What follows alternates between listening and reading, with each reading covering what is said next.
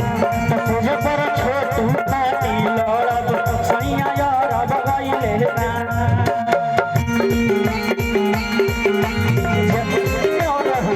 चढ़ल जवानी में उठल जवानी में फेरा में हम रहिए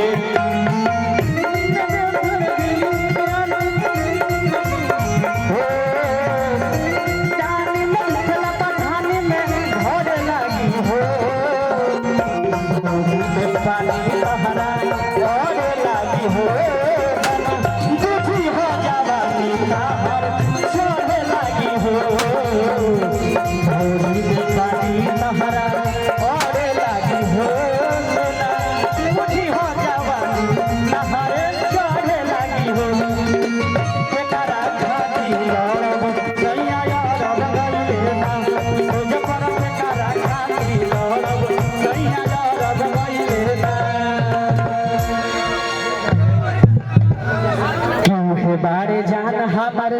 जीवन के आधार हो अरुआ काहे हमसे करिले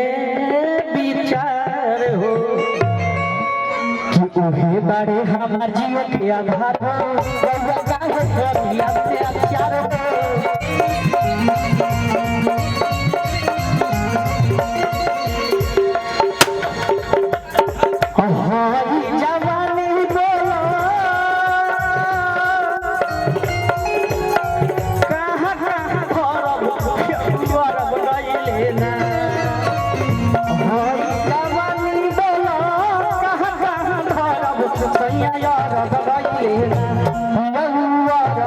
से परत का खाती लड़ब सैया यारब गइले ना से परत का